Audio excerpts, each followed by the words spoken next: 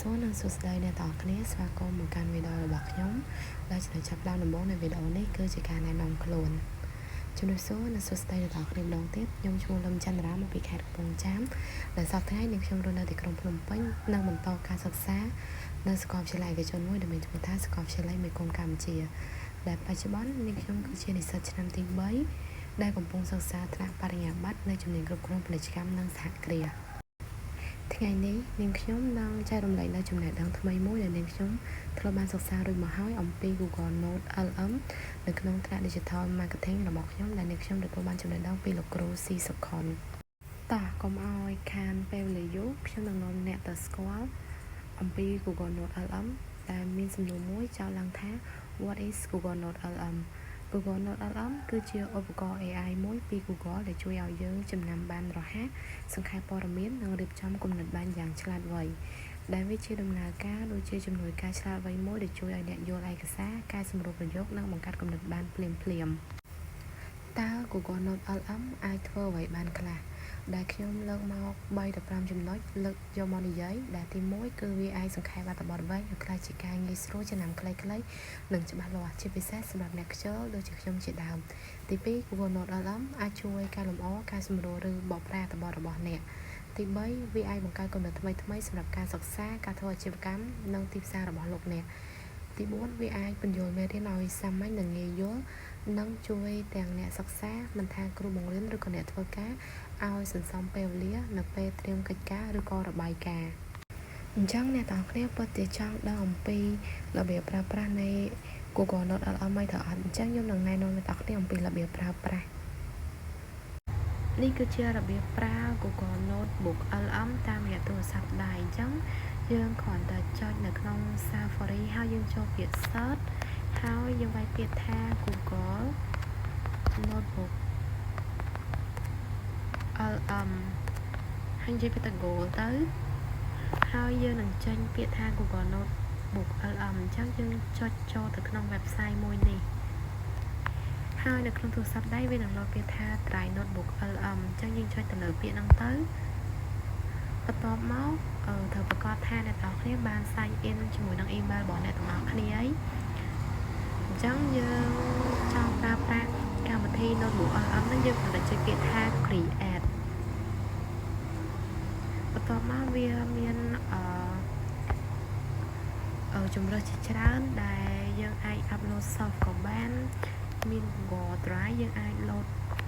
upload វាដាក់ចូលក៏បានមាន website មាន link មាន YouTube មានការcopy tag ជាដើមអញ្ចឹងខ្ញុំ upload soft ឲ្យអ្នកនរគ្នាមើល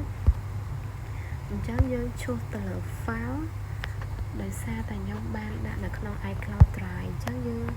យកមេរៀនណាមួយដែលខ្ញុំបញ្ជាក់អ្នកនរនេះគឺមេរៀនទី2របស់ខ្ញុំត្រូវប្រកាសថារាល់របស់អ្នកទាំងអស់គ្នាគឺជា PDF អញ្ចឹងយើងបាន upload soft ហើយចាំឲ្យតវាមានលោកសញ្ញា Kristen អញ្ចឹងអ្នកទាំងអស់គ្នាអាចរងចាំពេលបន្តិច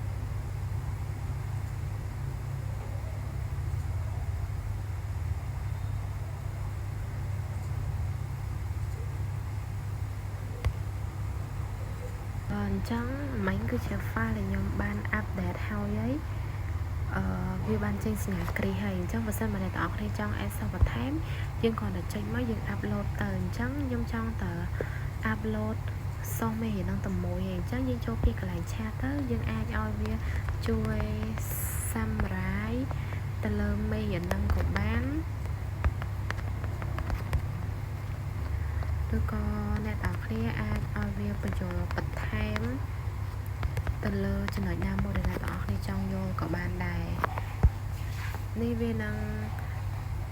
ផ្ដល់ជាចម្លើយមកកាន់អ្នកទាំងអស់គ្នាដើម្បីអ្នកទាំងអស់គ្នាមានភាពងាយស្រួលយល់ហើយចំណុចលេខ1លេខ2នេះគឺជា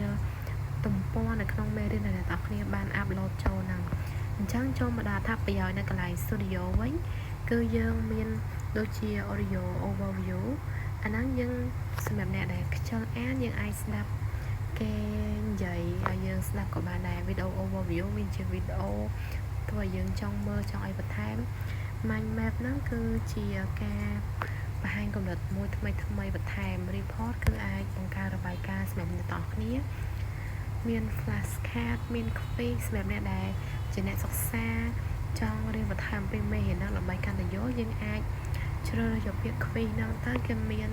ជា multiple choice ឬក៏ true false សម្រាប់ឲ្យយើងជ្រើសរើសទៅតាមរបៀបនៃមេរៀនហ្នឹង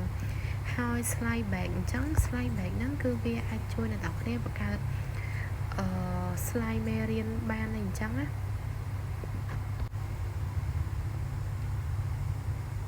អញ្ចឹងយើងរងចាំវាទៅរហូតដល់ slide យើងអាចប្រើប្រាស់បានអញ្ចឹងចំណុចរបៀបប្រើប្រាស់មានតែប៉ុណ្្នឹងទេចូលមកដល់ចំណុចនេះវិញគឺនិយាយអំពីអត្ថប្រយោជន៍ដែលខ្ញុំទទួលបានអំពីការរៀន Google Note LM អញ្ចឹងទី1ធ្វើឲ្យងាយស្រួលនៅក្នុងការចំណាំបានលឿនជាងមុនយល់បានកាន់តែងាយអំពីមេរៀនពិបាកជួយផ្ដល់គំនិតសម្រាប់មាតិកា Digital Marketing បង្កើតផលិតភាពនៅក្នុងការសិក្សាឬក៏ការងារនិងងាយស្រួលនៅក្នុងការប្រើប្រាស់ទាំងលើទូរស័ព្ទនិង Computer